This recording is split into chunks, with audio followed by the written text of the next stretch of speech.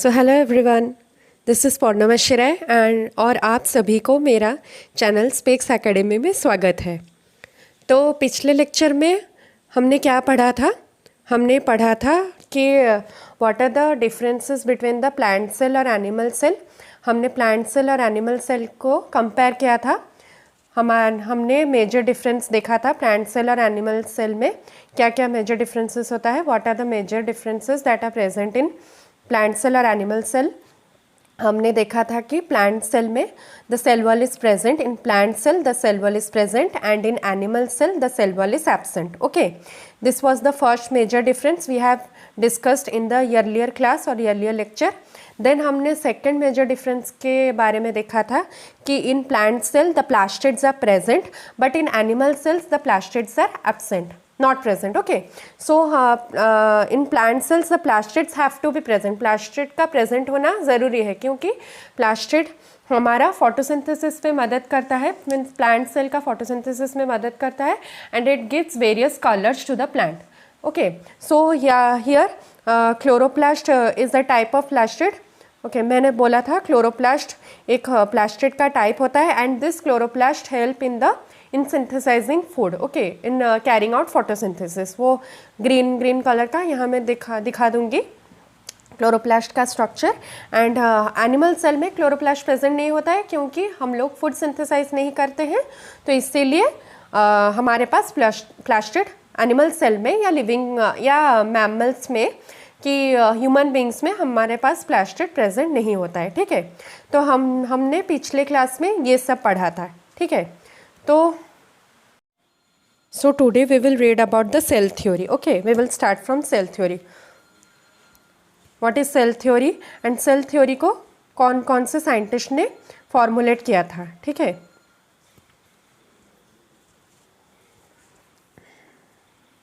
सो cell theory. Okay, cell theory को कौन कौन साइंटिस्ट ने फॉर्मुलेट किया था? दो साइंटिस्ट आए, there were two scientist who first formulated the cell theory. Two scientist आए, टू साइंटिस्ट। ओके, मैं आपको ऐसे टेबल में करके समझा रही हूँ, आपको याद रह जाएगा एंड समझने में भी इजी होगा। ठीक है, तो cell theory, there were two scientists who first formulated the cell theory. Okay, first scientist थे स्क्लेडन।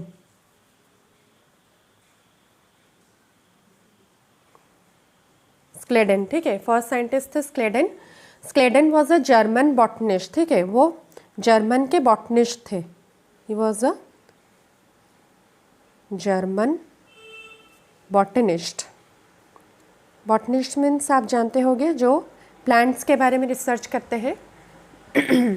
ठीक है, जो प्लांट्स के बारे में रिसर्च करते हैं उनको बॉटनिस्ट कहा जाता है। तो Schleiden was a German botanist and he first formulated the cell theory in the year 1838। Okay, in the year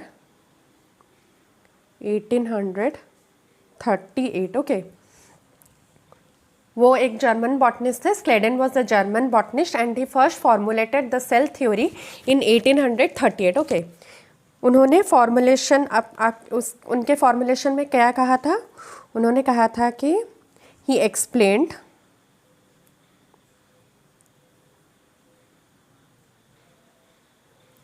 and he also examined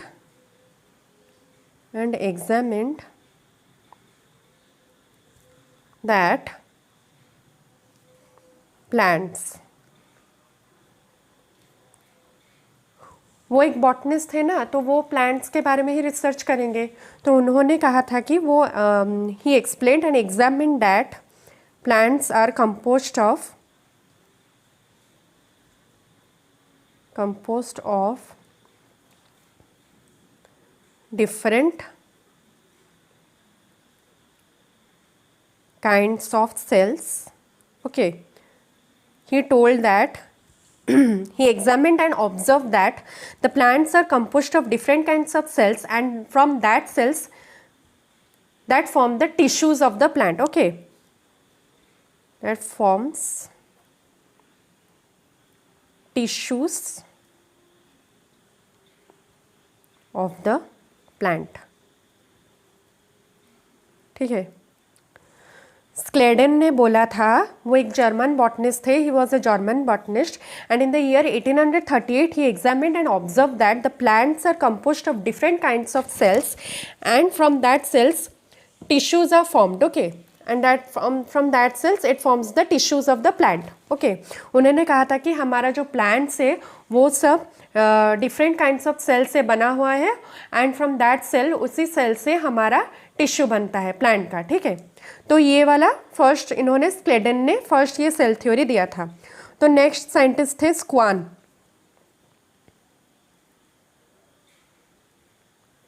Schwann, okay, he was a British zoologist.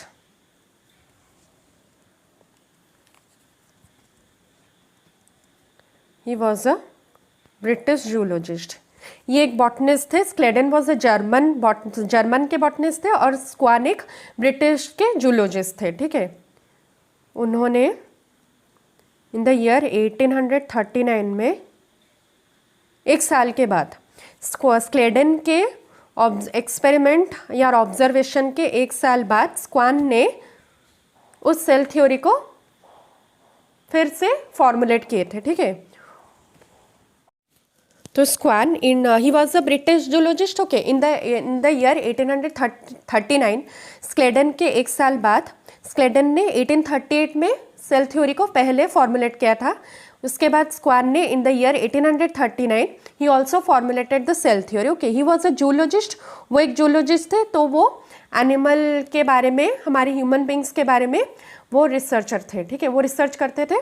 तो he studied different types of animal cells. Okay, कि वो animal cell को study करते हैं क्योंकि वो zoologist है. He was a zoologist, he was observing different kinds of animal cell, and from that animal cell he observe that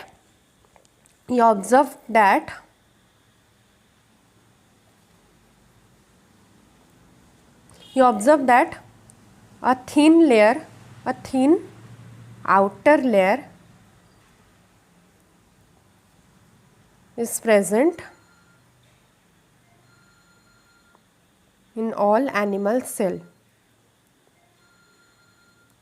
okay, Schwann ने क्या ऑब्जर्व किया था 1839 में? ही ऑब्जर्व दैट एनिमल सेल में एक थिन आउटर लेयर होता है, एक पतला सा आउटर लेयर होता है, जिसको हम आज के टाइम में सेल मेम्ब्रेन या प्लाज्मा मेम्ब्रेन बोलते हैं. स्क्वान ने in the year 1839 he observe that in the animal cell a thin outer layer is present, in which in today's time it is known as, nowadays it is known as plasma membrane or cell membrane. Okay, that thin outer layer is known as cell membrane or plasma membrane. Okay, उन्होंने कहा कि हमारे animal cell में एक thin पतला सा outer layer present होता है जिसको हम बोलते हैं सेल मेम्ब्रेन या प्लाज्मा मेम्ब्रेन. ओके, फिर उन्होंने बोला था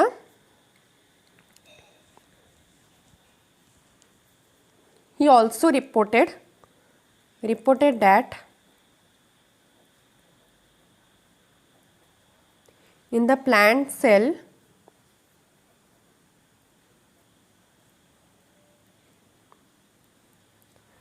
there is a unique character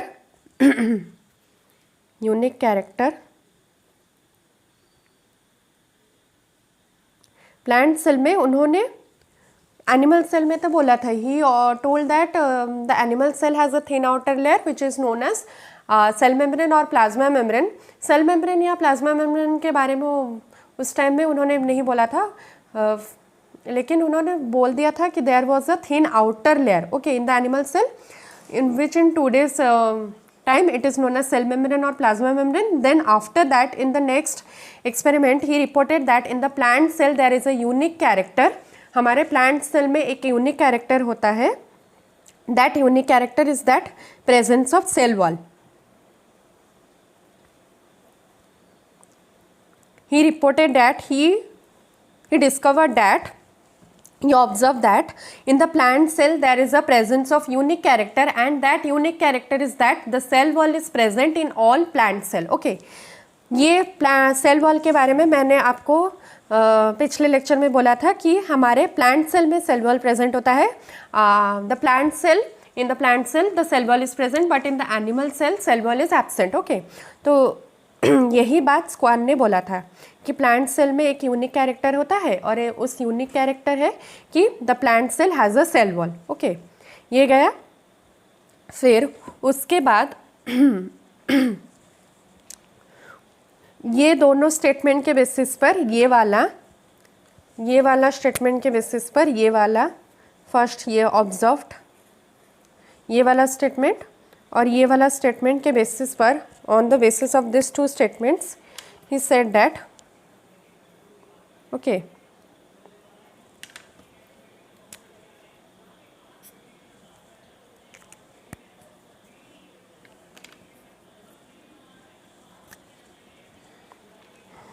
क्या कहा था उन्होंने? कहा था कि all animals and plants are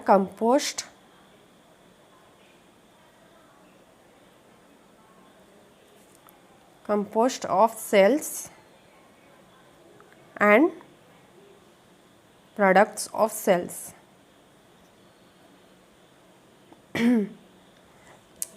इसी दोनों स्टेटमेंट को बेसिस करके स्क्वान ने क्या बोला कि स्क्वान ने बोला कि हमारे जो प्लांट्स और एनिमल्स होते हैं उनके पास वो सेल से बने हुए हैं एंड प्रोडक्ट्स ऑफ सेल से बने हुए हैं. All animals and plants are composed of cells and products of cells. ठीक है, ये बोला.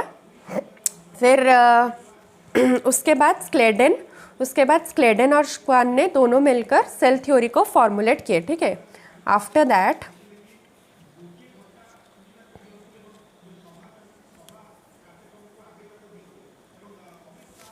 दिखाई दे रहा है ना?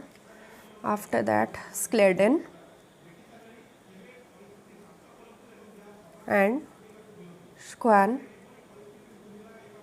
टुगेदर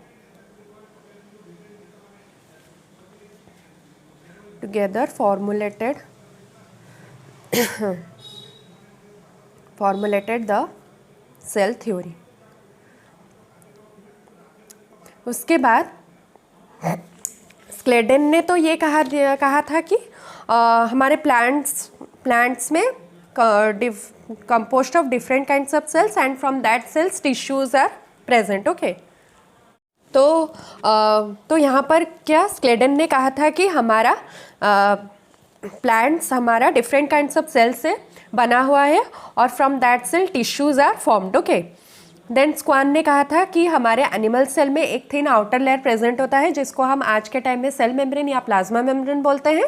और फिर दूसरा स्टेटमेंट में वो बोले कि प्लांट सेल के पास एक यूनिक कैरेक्टर प्रेजेंट होता है जिसको हम सेल वॉल जिसको हम बोलते हैं सेल वॉल. प्लांट सेल में सेल वॉल प्रेजेंट होता है. ठीक है, वो एक प्लांट सेल का यूनिक कैरेक्टर है. फिर उन्होंने बोला कि all animals and plants are composed of cells and products of sales.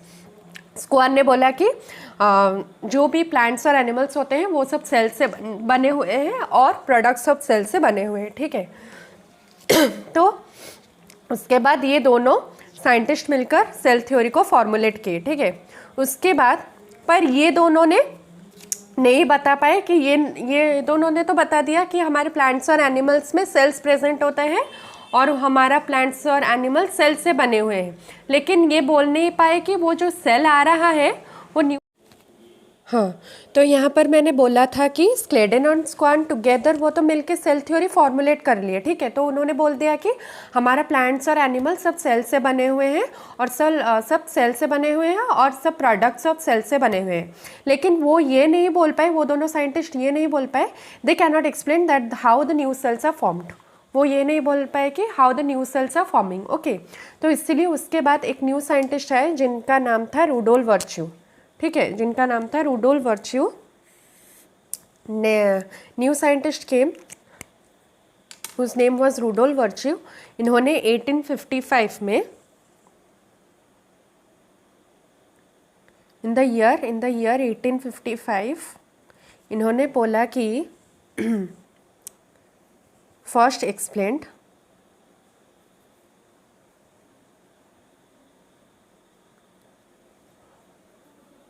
That cells are divided.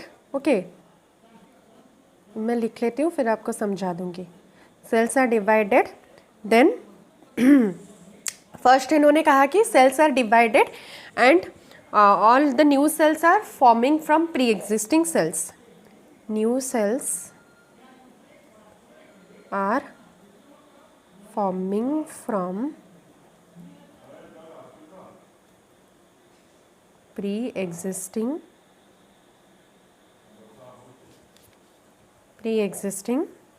Sales.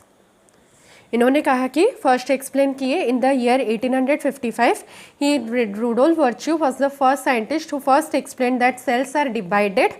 Sales हमारा डिवाइड होता है and new cells are forming from pre existing cell. Pre existing के cell क्या है?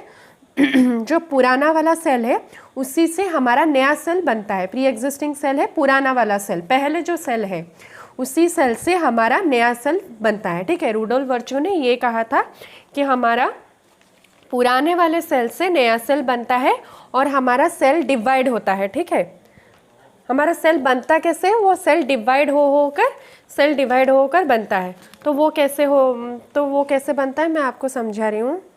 तो आप assume कर लीजिए कि ये वाला एक प्री एग्जिस्टिंग सेल है, ये वाला एक पुराना सेल है जो हमारे ह्यूमन बॉडी की जो भी प्लांट या किसी भी लिविंग ऑर्गेनिज्म में प्रेजेंट है। ठीक है, this is a pre existing cell and from this pre existing cell new cells will form. ठीक है, एक प्री एग्जिस्टिंग सेल से दो सेल बनता है, ये डिवाइड हो गया। तो यहाँ पर उन्होंने ये बोला था कि cells are divided and new cells are form from the pre existing cell. ये एक प्री एग्जिस्टिंग सेल है, इस प्री एग्जिस्टिंग सेल से दो सेल बनेगा। ठीक है, फिर ये दो सेल हो गया, फिर यहाँ से दो बनेंगे, फिर यहाँ से दो बनेंगे। ये नॉर्मल प्रोसेस है। ठीक है, ये सब माइटोसिस मेयोसिस होता है, ये वाला मैं आपको बाद में पढ़ाऊंगी, लेकिन ये सेल का नॉर्मल प्रोसेस है कैसे ये सेल बनता है। ठीक है, ये एक से दो बन गया, दो से फिर यहाँ दो बन गया, दो बन गया, चार बन गया, फिर यहाँ से दो बन गया, फिर यहाँ से दो बन गया, फिर यहाँ से दो बन रहा है, फिर यहाँ से दो बन रहा है। ऐसे करके पहले एक प्री एग्जिस्टिंग सेल था, वहाँ से दो बना, दो से चार बना। ठीक है, चार से फिर आठ बनता है, आठ से 16 बनता है। ठीक है, 16 से 32, ऐसे ही कर करके फिर 32 से 64, सब ये सब डबल होते जा रहा है। ठीक है, ऐसे ही हमारा सेल बनता है, डिवाइड होते जा रहा है। तो उसी प्री एग्जिस्टिंग सेल से हमारा न्यू सेल बन रहा है। तो cells are divided, Rudolf Virchow explain that cells are divided cells and from the pre-existing cells new cells are forming। और इसी स्टेटमेंट को उन्होंने बोला था ओमनिस सेलुलाई सेलुला। ये मैं आपको यहाँ पर बता दूंगी। ठीक है, हाँ, फिर ये क्या हुआ, ये जो दो बात बोले cells are divided and new cells are forming from pre existing cells, तो इन्होंने इस दो स्टेटमेंट से इन्होंने सेल थ्योरी को एक फाइनल शेप दे दिया। ठीक है, final then Rudolf Virchow then the scientist gave cell theory a final shape. Cell theory को एक फाइनल शेप दे दिया कि सेल थ्योरी ये सब है। ठीक है, उन्होंने कहा कि हाँ, आप लोगों ने तो डिस्कवर कर लिया कि हमारे लिविंग बींग सब बने हुए हैं सेल से और सेल के प्रोडक्ट से, पर उसके बाद सेल डिवाइड होता है और हमारा प्री एग्जिस्टिंग सेल से न्यू सेल बनता है। From the pre existing cells new cells are forming. Okay, so इन्होंने सेल थ्योरी को एक फाइनल शेप दे दिया। ठीक है, यहाँ पर फिर हम समरी देखेंगे। तो सेल थ्योरी का समरी क्या है?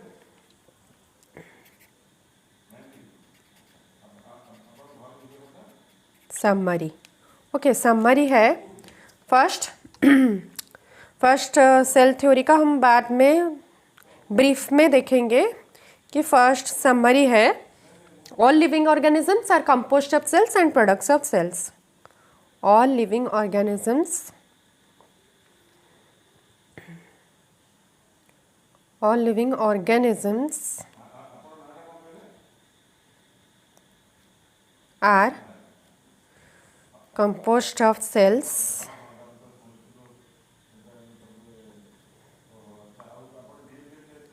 and products of cells। ये फर्स्ट समरी गया, ठीक है। ये सब सेल थ्योरी का समरी है, ब्रीफ में बोल रही हूँ। फिर नेक्स्ट है all cells arises from pre-existing cell।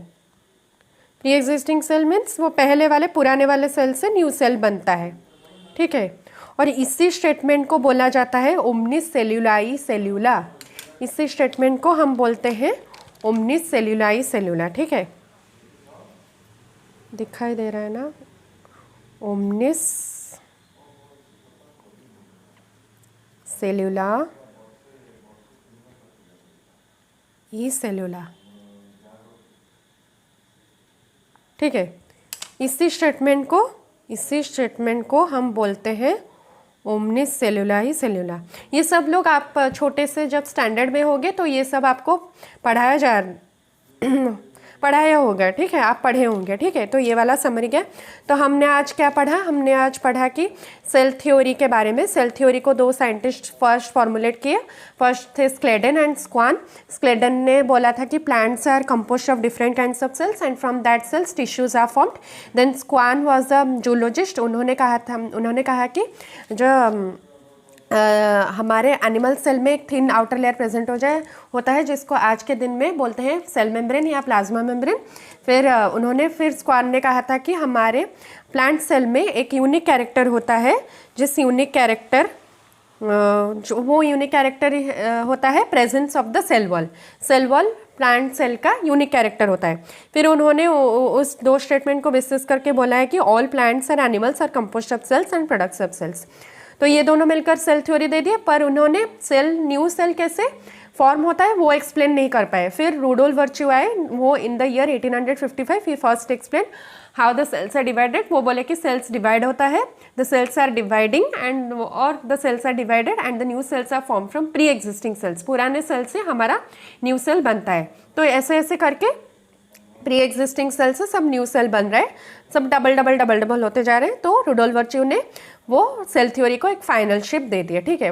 फिर हमने समरी में देखा कि all living organisms are composed of cells and products of cells. हर कोई ऑर्गेनिज्म सेल से बना हुआ है और प्रोडक्ट्स ऑफ सेल से बना हुआ है। फिर all cells arises from pre existing cells. जो भी न्यू सेल्स है वो सब पुराने वाले सेल से वो सब बनते हैं, ठीक है, न्यू सेल्स। तो उसको बोला जाता है ओमनिस सेल्यूलाई सेल्यूला।